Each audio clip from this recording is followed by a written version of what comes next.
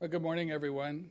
My name is Bill Burns. I'm the president of the Carnegie Endowment for International Peace, and I'm delighted to welcome all of you today, and especially delighted to welcome to Carnegie my friend and former colleague, Ambassador Gérard Araud, France's ambassador to the United States. One of the great myths about diplomacy, at least in my experience, is that there's no such thing as permanent friends, only permanent interests. I've had the good fortune over the course of my career to make a number of enduring friendships with diplomatic counterparts whom I respected and admired and whose company I've enjoyed. And one of them is Gérard Araud. Gérard's biography is impressive, as all of you know.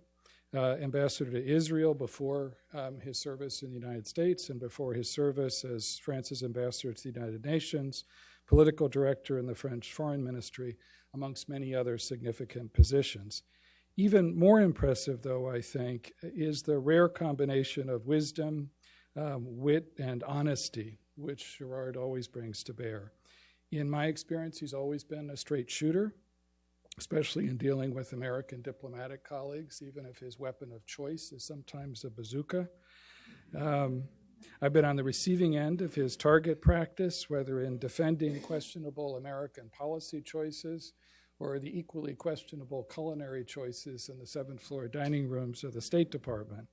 But most impressive of all has been Ambassador Araud's deep commitment to the Transatlantic Alliance, the partnership which has played such an essential role in our shared success over many years, a partnership which has been at the core, I think, of the success of international order over the course of the last 70 years, and a partnership which is under unprecedented challenge today in the wake of the American decision to pull out of the Paris Climate Treaty, out of the Iran nuclear agreement, in the wake of this past weekend's G7 summit. So even as so many eyes are focused, quite understandably, on the promise of the Singapore summit between President Trump and Kim Jong-un, I think it's critical to focus on the even more fundamental structural challenges before us, and in particular, the future of the Transatlantic Alliance, which, as I said before, has been so essential to the 70 years of international order that we've tried to build together, and so essential to the task before us of trying to adapt that international order to fit changing international circumstances. So I look forward very much to Ambassador Araud's opening reflections, and then I'll join him for a discussion and open up to all of your questions. So thanks again for coming, and please join me in a very warm welcome for Ambassador Gérard Araud.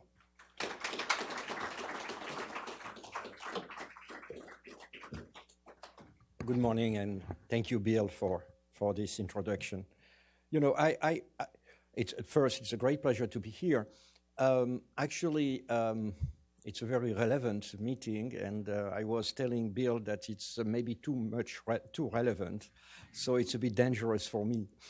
No, I wanted to say a few words before having a discussion with you, because I know that in this city right now, everything which is happening is more or less analyzed, read through the domestic politics, the American domestic politics. In a sense, when you analyze what is happening in the transatlantic relations or what is happening in Singapore, what is less important for most of the commentators is the substance rather than really basically criticizing or supporting the president. You know, really, and we see it right now after the meeting in Singapore. What I want to say in the beginning is that for a lot of people, the impression is that if we have a crisis in the transatlantic relationship, it's because of one person, the president, and at the end of his mandate, or his mandates actually, everything will come back to a sort of happy normalcy in the transatlantic relations. And it's something that actually I don't believe to be true. I do believe that we have an underlying, I don't know if it's a crisis, but at least a question mode about the transatlantic relations. Why? First, a lot of people forget that the transatlantic relations, a strong transatlantic relationship, is actually recent. Till 1945, the American diplomacy was very keen on avoiding actually any involvement into the European affairs. It was a sort of a basic tenet of the American foreign policy, stemming from the very famous speech, last address by President George Washington in 1797. You know that the Americans have been involved into the world wars, not because of their own decisions, but actually under late first, it was 1917 and 1941, and it was against their will. In a sense, the Americans in 1914 and 1939 had taken the decision to remain neutral, and they couldn't because of the First World War, you know, the famous Zimmermann telegram and the submarine war, and in 1941 because of Pearl Harbor and the declaration of war of Germany on December 1941. In 1945, you know, you could expect the Americans to withdraw from Europe the way they did in 1919 or 1920, but they didn't do it. First, because the British and the French were totally unable, in a sense, to ensure the security of the continent, especially facing the global Soviet threat. So the transatlantic relationship is rooted in a very particular context, which was the Cold War. And the shape of our relationship was basically a military alliance under American leadership. I was telling Bill that I was at NATO in the late 90s, and I do remember that a question that we were raising with my boss, I was the DCM at the time, was what is the future of NATO, considering that actually we don't have any common enemy anymore. And you know, usually the human being, you know, really avoids to raise difficult questions, and I think we were very good at it. There was also the Balkan crisis in the late 90s. There was Afghanistan afterwards, and now there is Mr. Putin, really, all these elements have allowed us not to raise the difficult issue. You know, why an alliance without an enemy, which is, to be frank, a very, very new concept in foreign relationship. So my conclusion, after, I don't want to be too long because it will be a long conversation, and of course I will have to bring a lot of qualifications and nuances to what I have said, but my basic point is that today that our transatlantic relationship has been for some time now fragile, that its foundation really is not here anymore, and that we need to define a common agenda. We don't have a common threat anymore to face. Russia is not USSR. It's a geopolitical problem, I agree, but it's not USSR. So we have a real question, which is why a strong, really transatlantic relationship, and how, and to do what? And they are very basic questions, and I don't believe that we are really able to answer to these questions. But I'm ready, of course, to answer to all your questions. Please.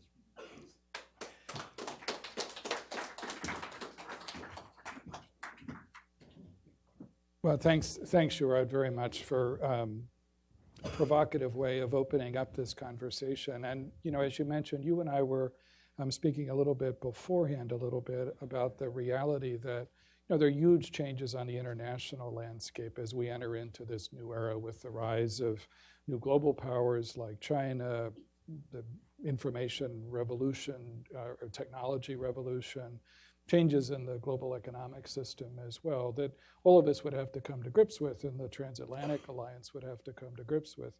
But it seems to me there's an equally significant set of changes going on in terms of the domestic moods in the United States and in France. And you travel a lot in this country as well. So I wanted to ask you to draw you out a little bit more on your sense of the domestic mood in this country outside of the Beltway, outside of Washington, because it's pretty obvious that there's a disconnect between those of us in the Washington establishment and lots of people around the country who don't take as a given, in the way that was true, for decades before, the significance of disciplined American leadership in the world, in part because they haven't always seen disciplined leadership. So what's your sense of that mood in both our countries? And how do you come to grips with the question you ended on, which is, how do you sell the significance of the transatlantic partnership to the publics in both of our countries? Not just the question of the NATO alliance, but the wider question of shared values and interests that binds the transatlantic partnership together. I am a big believer in the common sense of our citizens, really, and and based on this belief in the common sense of our citizens, I am really simply raising the question: is an alliance, and I'm talking about NATO, the credibility of an alliance is, of course, is based on the commitment of the public opinion to fight if necessary. And I do believe that this city, Washington, D.C., is not asking, itself the question, are our citizens ready to fight for Europe? And if you ask this question, I think, the answer is not so obvious. It was the case during the Cold War, because fighting for Europe was really fighting USSR, fighting an existential threat, which was not only a threat to Europe, but to all our international community. But today, what would happen, if the question was really raised in real terms? And I do think that President Obama and President Trump, I remind you that the two presidents, really in a very different manner, of course, because they were very different. But the two presidents were raising more or less more or less this question, because I think they were sensitive to the mood of this country in terms of foreign involvement, in terms of fatigue, really after what happened, especially under George W. Bush. So I think it's one of the worries that I'm expressing about the transatlantic relationship is the doubts that I have about the commitment of, on one side, the commitments of the Americans, really, for the security of Europe. And the other side, in Europe, we don't have anymore a unifying threat. I do understand that for the Baltic states and for Poland, for instance, Russia may be analyzed as a real security threat. But to be frank, in Western Europe, we are not living with the Fulda gap, really, basically. So in Paris, in Madrid, in Rome, certainly you can consider that Russia is a geopolitical problem, but you don't see it anymore as unifying threat. So we have all these elements which I think are undermining or may undermine on the long run our alliance. Gérard, what do you think of the wider argument, though, that given all the changes on the international landscape, including China's rise, and looking at the broader basis for the transatlantic partnership, of which NATO is an essential part but not the only feature, what do you think of the argument that, in that kind of a world, transatlantic partnership matters in a way as much as ever, whether it's in dealing with the challenges posed by China's trade and investment regime, or challenges that emanate, across the other side of the Mediterranean, whether it's insecurity in the Middle East and the refugee flow that has been produced by that? Is there an argument for a different kind of transatlantic partnership in these changed international circumstances? Of course, really, I do believe in transatlantic relationship. I'm simply expressing my worry about the present status of them, but I do believe that we have a lot of common policies, common interest to defend. But in a sense, beyond the usual spectrum of transatlantic policies. For instance, trade. A real issue, the President Trump is raising a real issue with trade. What does it mean, fair trade, compared to free trade? We simply, for the last decades, we have simply believed that free trade in itself was globally good. We forgot that globally means that you have pluses, but you have also minuses. So our citizens are sending the message that enough is enough. We are really, with these global pluses, there are also minuses. So what does it mean, free trade? What does it mean in terms of protection of intellectual property and market access and so on? So we could really have a discussion about fair trade, because the same question is raised all over our societies throughout the Western world. You have high-tech. These high-tech are raising, the high-tech companies and high-tech really are raising a lot of questions in all our countries. For instance, taxation. Basically, that it's very difficult to tax an high-tech company because all the taxation systems that we have are based on brick and mortars installations. So the result is that we all have to discuss what does it mean to tax these very strange monsters. But it's also, for instance, access to data, to personal data. We have a real problem in terms of law enforcement. Really, I think right now there is a case at the Supreme Court where the Department of Justice is asking access to data to Microsoft, and Microsoft is answering the data are in Ireland. We have the same problem when fighting terrorism. We ask to access to some data to Twitter, and they say, oh, sorry, it's in California. And that's an issue. We have also privacy.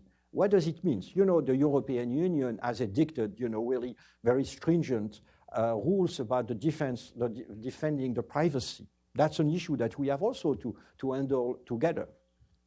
The cyberspace, for instance. What are the standards, the security? What is the law of the cyberspace?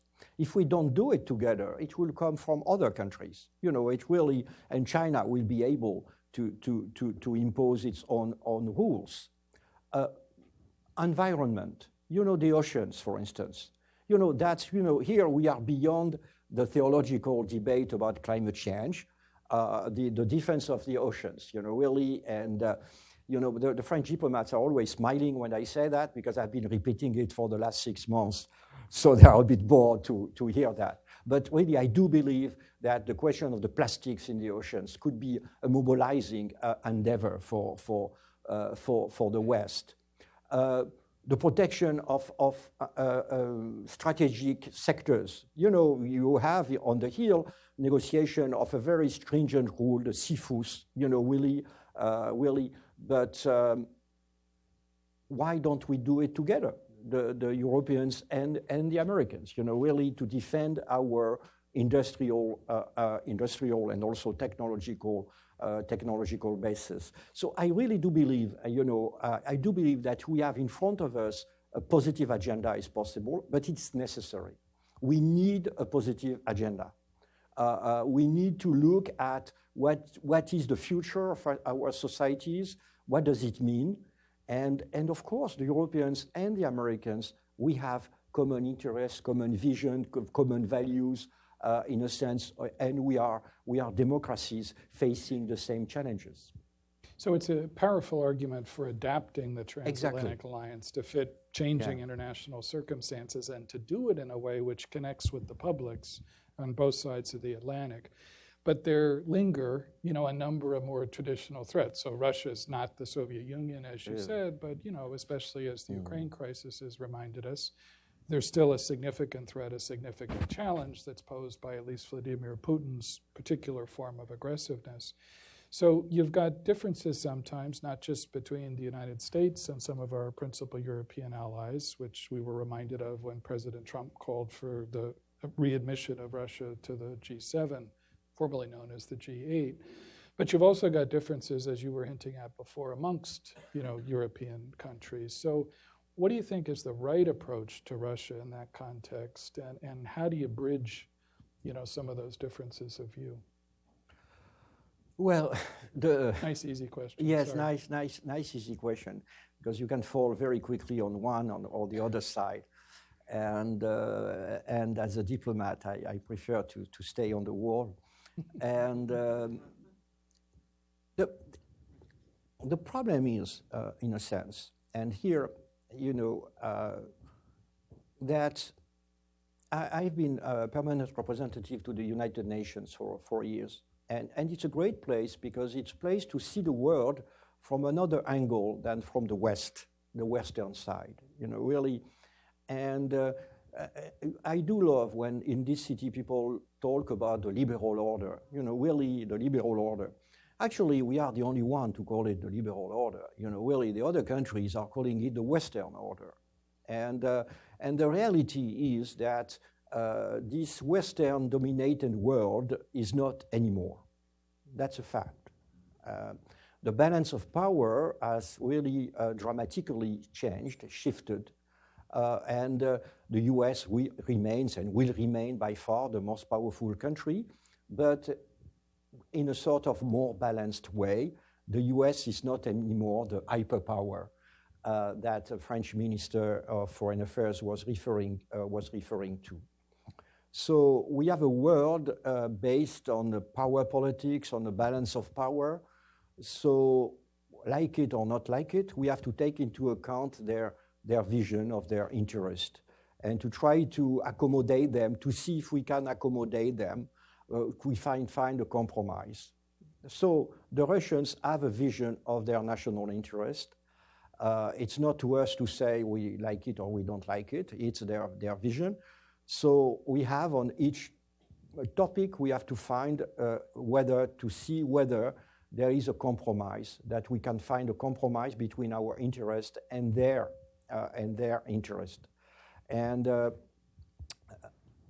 which means that we have to be firm and we have not to accept what they are doing, for instance, in the Donbass and in Crimea and in the Donbass. But we have also really to draw the conclusion, for instance, about Ukraine membership of NATO, really to say, obviously, it's not acceptable by Russia. So what does it mean? What should we do in these terms? And looking at the situation in a very frank way, really it's easy on one side to say every country has the right to choose its alliance, but what do you do if if Russia is reacting brutally to this prospect? So it's not, again, it's a question of realism. You have to find the right balance between firmness, but also realism, really. And you have also to understand that for a lot of countries, the Western-dominated world was not the perfect world. And that on our side, there are moments where we have forgotten the order, and we have ourselves created disorder. Nobody is forgetting what happened in Iraq in 2003, which was a brutal violation of international law with very difficult, very bloody consequences in the Middle East. I'm referring to not only because I'm French, but also because when I was at the UN, it was something which was coming all the time. I remember also one day we had a very difficult debate about human rights with my Cuban counterpart. We were really shouting at each other. And as good diplomats, when leaving the room, we went to have a coffee together after having insulted each other. And he told me, he said, really, Gérard, really about the situation of human rights in Cuba is not perfect. But I didn't hear you talking about another country, and he gave me the name, I'm not going to give you the name, where the situation of human rights is worse than in Cuba. And he was right. So I think we have to leave a bit our good, really this high moral ground which is so comfortable, and to look at the world as it is. It's not a perfect world, but we are not perfect either. Let me turn it. One other question for me, and then I want to open it up to all of your questions as well. And I have to ask you about sort of the topic of the day, which isn't about the Transatlantic Alliance, but the Singapore summit meeting and, an opening at least to a serious negotiation over an extremely thorny problem, one that you worked with when you were at the UN quite a bit on North Korea's nuclear and missile program. So first, I just wanted to ask, what are your impressions about, the diplomatic possibilities that have been opened up as someone who's looked at a variety of diplomatic challenges and especially nuclear challenges over the year? And then second, do you see any logic between the enthusiastic opening on the part of the U.S. administration on the North Korean nuclear problem and the equally enthusiastic closing of the door on another significant nuclear challenge on the Iranian nuclear agreement? On the second question, which is really, I always, I'm not very French because I'm always against any idea of coherence or logic in foreign policy. I think it's really, overrated. Exactly, it's largely overrated to be coherent. Really, on the opposite. You have to treat each topic on its own merit. Really, and we are living in a real world, so it means on its own merit there is also domestic politics and so on. So really, I think when people say, "Oh, if you do that on Iran, you can't do that on North Korea," the real answer is, say, why not? Why not? Really. So I really, again, it's a way, of course, of avoiding to answer your tricky question. But to be really, I think I don't like coherence. I think it's much overrated, and the French are too much prisoners of that. On North Korea, first, we have always supported our American allies and our Japanese and South Korean friends. We are not on the front line for obvious geographic reasons. But we are really behind our friends and allies, and we have supported the policy of maximum pressure against North Korea, and we do believe that President Trump has launched this initiative. So let's wait and see. Really, there is, to be frank, previous policies have not been very effective to handle this issue. So why not to try to find a new approach? And again, going back to what I was saying, and when start, in the beginning, really, for the people now, the way they are commenting what happened in Singapore is much more a comment about what their vision of Donald Trump than really a comment about what really happened. It's really domestic politics is a bit toxic in Washington, D.C. right now. We don't know what really happened. We have to wait to have to have more information to see what will be the follow-up, what are the plans. I think, and on this basis, we'll be able, I think, to draw a conclusion. But in principle, really, I think France, we are supporting the American démarche.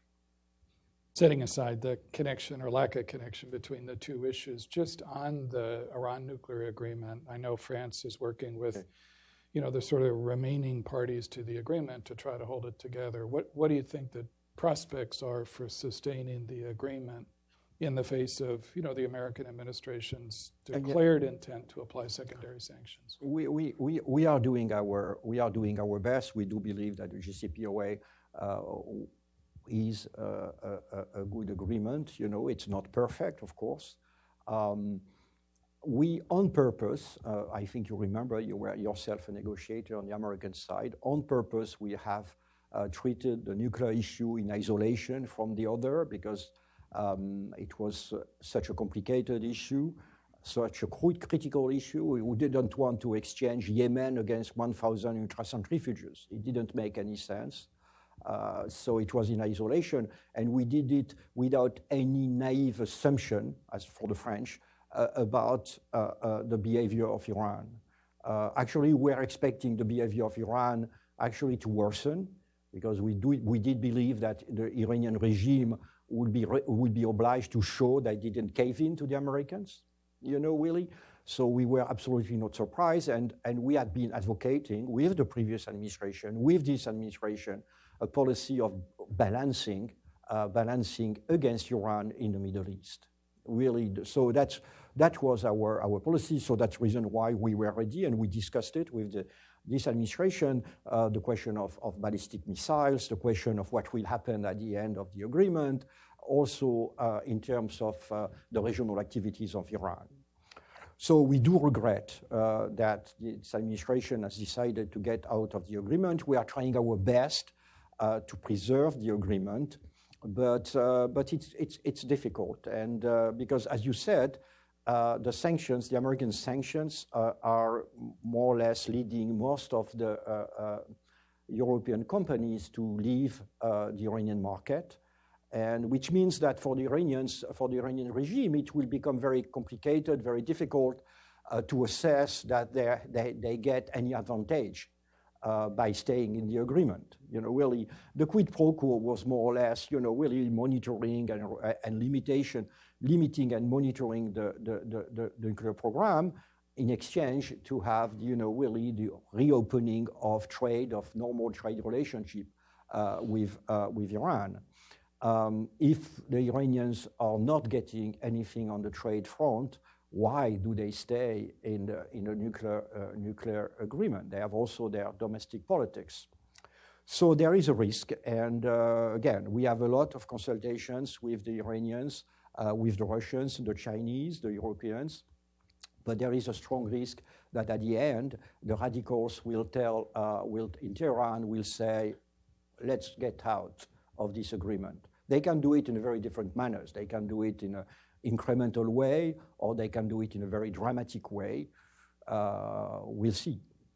As for our relationship with the United States, we are still waiting for, because we had the speech of Secretary Pompeo, but it was a speech basically saying the objectives, really. So we are still expecting from our American friends a sort of a roadmap, what they intend to do in the coming weeks. Really, what does it mean in diplomatic terms? And so I do hope that we will have in the future, in the coming weeks, meeting between the Secretary of State and the Free Europeans, which will allow us to have an answer about the next steps.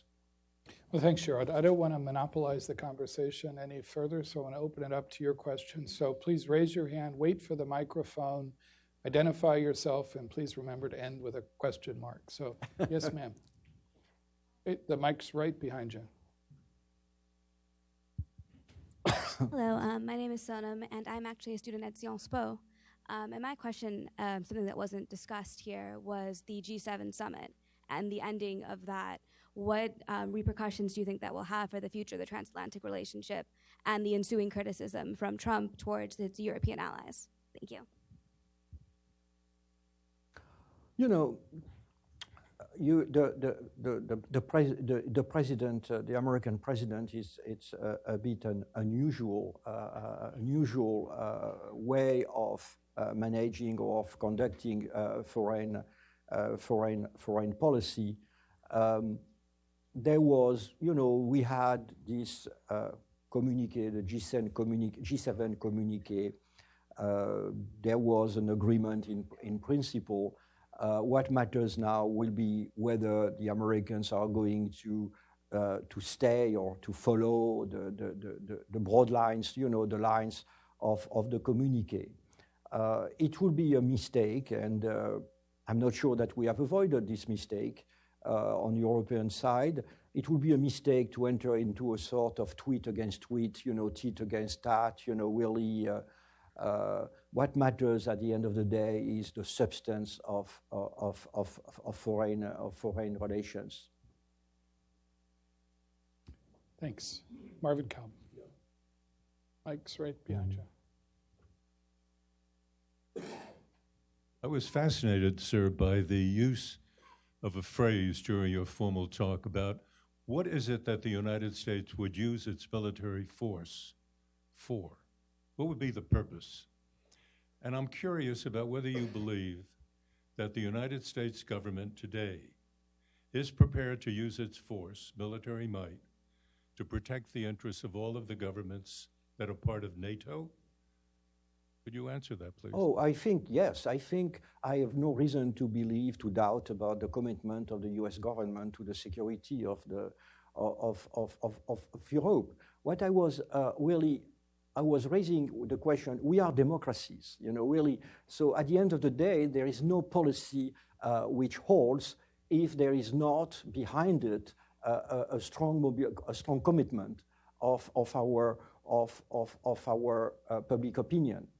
And I was raising the question, but it was a question really whether you can understand during the Cold War that for the Americans, really defending Europe was a part of defending America because it was a global. So now it's not the case anymore. And so I was raising the question, saying whether the little guy in Wisconsin is ready to fight really for Europe right now. How can you explain him that he has to do it? It was more a question about I was referring to the common sense of our voters, and I was again my thinking that it was instilling into the NATO system a fragility. Yeah. But I got the impression, sir, that you're suggesting that what was after World War II is not now. And if it is not now, what is the fundamental difference? The fundamental difference is that we had, after 1945, we were united by a threat. Because people really loves to say we are united by values. But I'm really sorry, we had common values in 1939, and you were not here. I'm sorry. And there is countries which are very close to you with which you don't have common values at all. So what is important is common interest. Of course, the common values, common friendship really is giving a stronger foundation. It makes the relationship easier, deeper, and more solid. But at the basis, it's the common interest. In 1945, the Americans could consider, the American citizen, because we are democracies, could consider that the security of the US was depending on the security of Western Europe. Today, I'm not sure it's still the case. And so I said, I don't doubt about the commitment of the US administration, but I said, we have this problem. And it's also a problem in Europe. As I was saying, there is no Fulda gap anymore. So really our vision of Russia is certainly not the same between really Western Europe and Eastern Europe. Thanks. Yes, sir.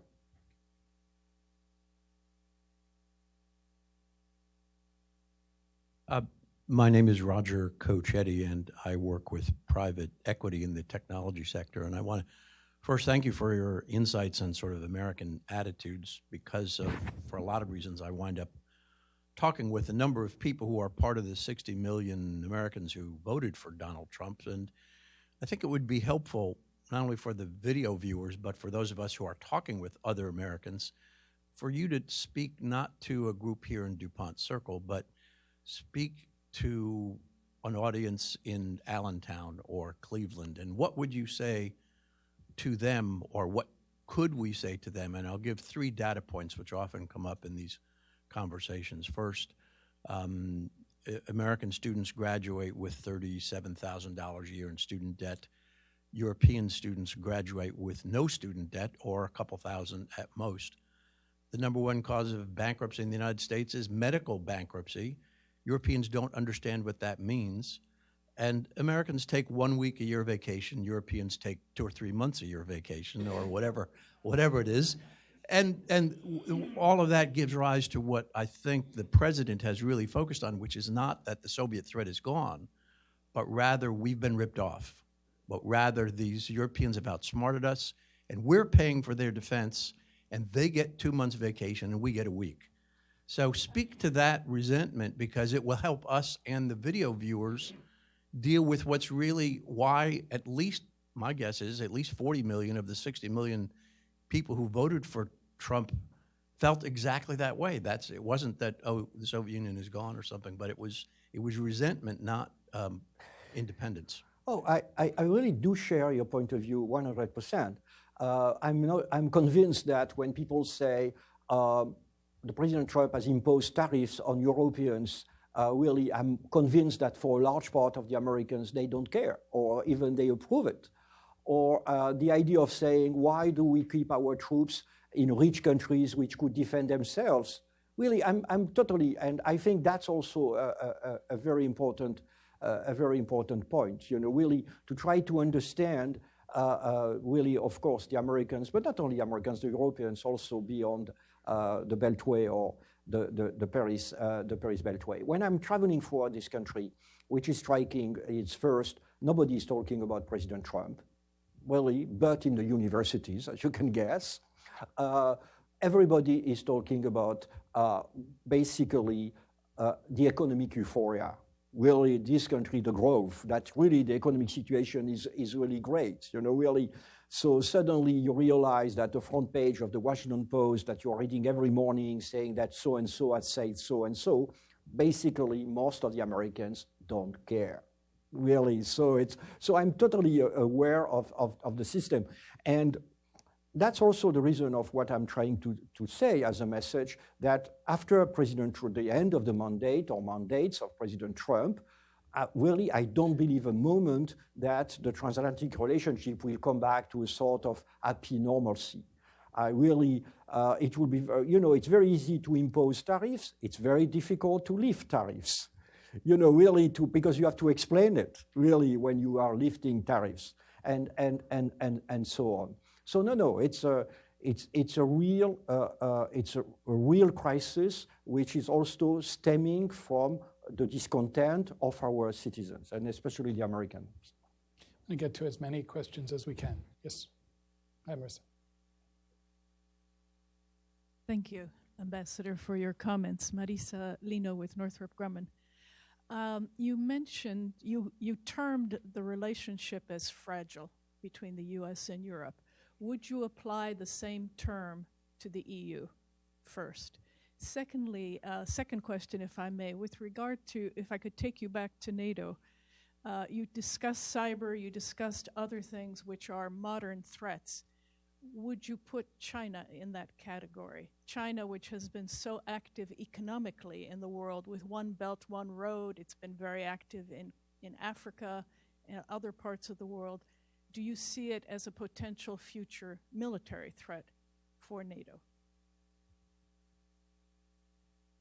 On the second question, to be frank, I was a bit, I remember one day, I think it was coming from the Department of Defense. I don't remember whether it was under this administration or the previous administration, where basically it was the description of the situation in terms of threats, really saying Chinese threat. And I'm very reluctant to enter into this vocabulary. Really, it's international relationship is based on competition. Every country is defending its interest. And there are some moments where the interests are really bumping into each other. That's normal. And maybe also because of the geography of Europe, but I wouldn't qualify, certainly not China as a threat. Like Russia. For me, Russia, again, they are really raising a lot of questions, problems, but that's foreign policy is for. Really, every country is defending its interest, and you have to balance. You have to find friends, allies. You have to pass the buck to somebody else if you can. That's the normal game. So obviously, China is the new big boy on the block. There are some issues, for instance, intellectual property, and that's a very good issue where we could work with the Americans, how to defend our intellectual property, which is a topic on which the behavior of China is certainly raising problems, really substantial problems. But talking in terms of threats, no. As for the European Union is facing a lot of challenges. It's very clear. We had Brexit, which is really a lose-lose situation, which is really a very sad waste of energy and loss for Europe. We have, of course, the questions raised by our Eastern partners. Now we have Italy, and more largely, we have throughout Europe exactly the same political situation that you have. Here, the targets are Wall Street and Washington, D.C., and in Europe, the target is Brussels, seen as the horse of Troy of globalism. So really, if you are revolting against free trade, you are attacking Brussels, because our trade policy is managed. The European trade policy is managed by Brussels. So there are a lot of challenges. President Macron, as you know, has been elected on a very pro-European platform, and wants to respond to these challenges, and is working with Germany, especially trying to convince our German friends to move forward to improve the sustainability of the Eurozone, because the basic problem is certainly the sustainability of the Eurozone. He has made a lot of proposals on the table. Chancellor Merkel has started to answer to some of these proposals, for instance, in terms of the management of our external borders. So it's a process. The question is, of course, on the table is whether what President Macron and the other European countries will do in the coming months will be enough to convince our voters. And that's really, of course, I don't have the answer. No, European Union is not fragile, but it's certainly facing really right now tough challenges. Again, in a sense, the same challenges that in this country that you are facing. You know, really the rebellion of part of our voters, rebellion against the elites, because they consider that the elites have not delivered for them. And as I said, here is Washington, Wall Street. In Europe is the European Union. Thanks. Yes, sir.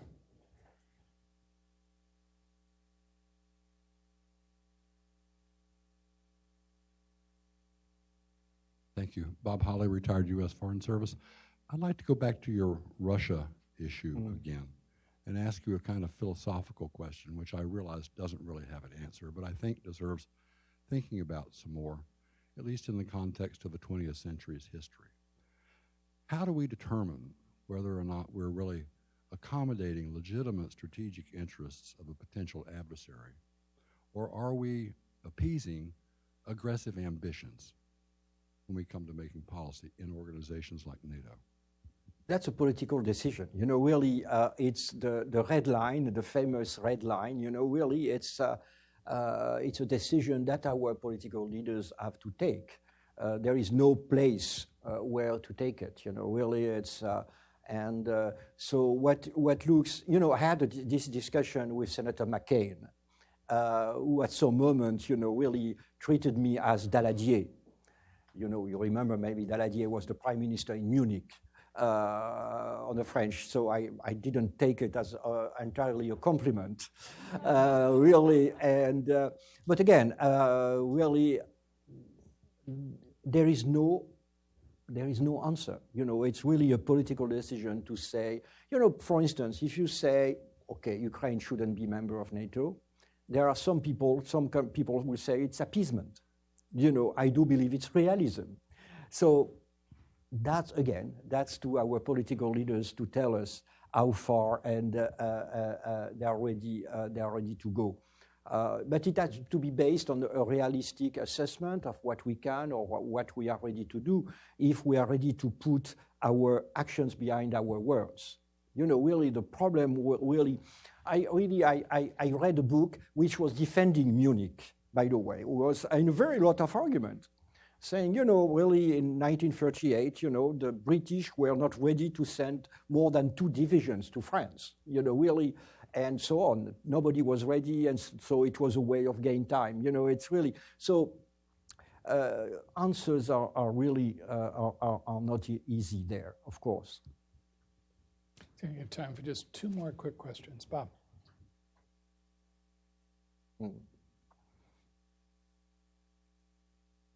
I feel the need to come to the defense of my fellow countrymen.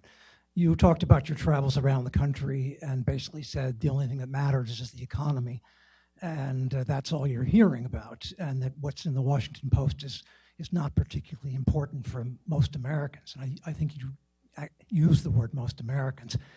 I think all of us in this room, to a certain extent, travel around the country as well. I come from Pittsburgh, where we just had a congressional election that had a very different result than it might have had a couple of years ago. I've just been in Western Kentucky, where I was talking to a woman who's I would say a fundamentalist religious person who is disturbed by some of the behavior she sees on the part of the president. You look at the opinion polls more broadly, and you see this president is deeply unpopular. So I wonder whether you want to reconsider your comment that most Americans don't care, and whether you feel that this is something that is going to be evident in the next election that's coming up in a short period of time. Thank you. That's domestic politics, so I'm not going to enter into it. You are certainly right saying when I was going to say most don't care. I simply wanted to convey the message that this city, it's the opposite. It's the obsession. It's obsessional. You know, really, to be frank, for an outsider, because I'm an outsider, really, you can't have a seminar about nuclear physics without 15 minutes after the beginning, people starting to talk about President Trump. You know, really, it's unbearable. So it's simply that when you cross the Beltway, it's not 15 minutes, it's 1 hour. You know, really, seriously, there is a big difference, really, again. I give up most or not most, but it's true that I have a lot of discussions, and the political issues in Washington, D.C. are very, very rarely raised with me. Maybe because I'm a foreign ambassador, but the economic issues are the real issues that most of the people are referring to. Last question. Yes, sir. Sorry, you got to wait longest for the microphone. But.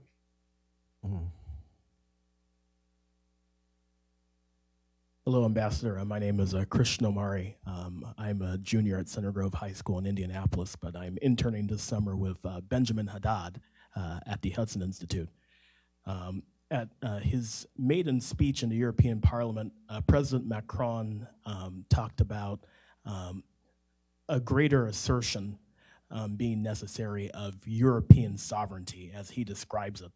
So my question to you is, does European sovereignty equate to greater European protectionism, especially against countries like China, who are really pioneering foreign direct investment in Europe? Among the questions which are raised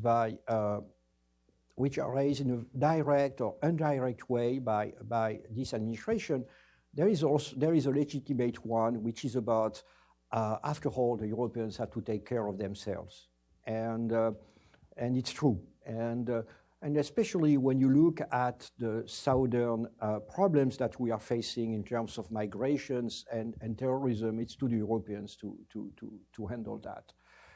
So that's what the message of the president has been also, to say, we the Europeans, we have to act by ourselves. It's not possible anymore to rush to Washington, D.C. as soon as there is a shotgun in our environment, which was a bit too much the case in the previous decades. What does it mean, European sovereignty? Really, does it mean protectionism?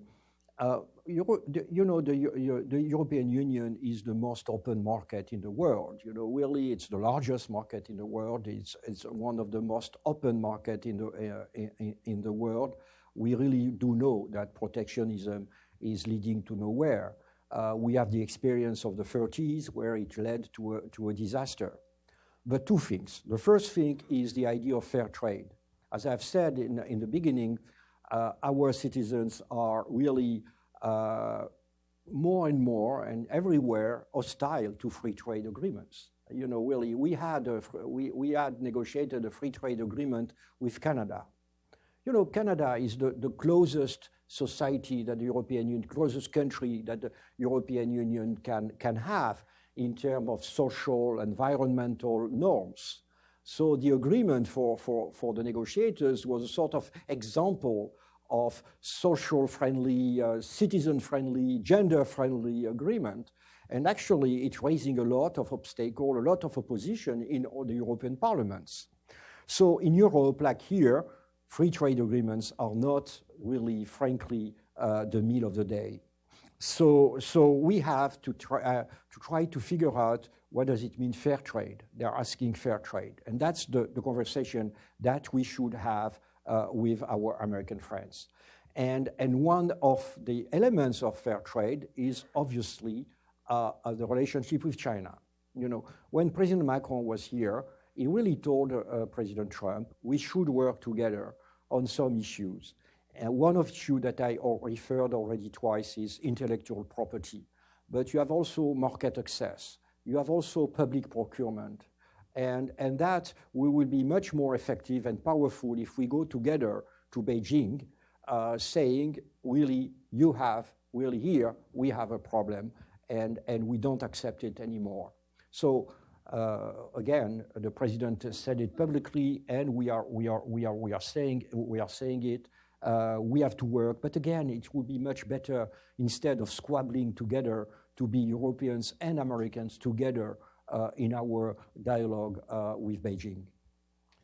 I hate to bring this conversation to a close, but Gérard, thank you so much for your thoughtfulness and your candor. Thank you all for coming. Please join me in thanking Gérard Araud.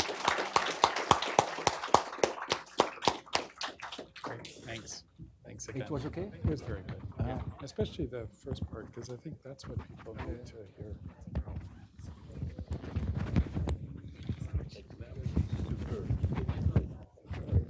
Thanks for coming.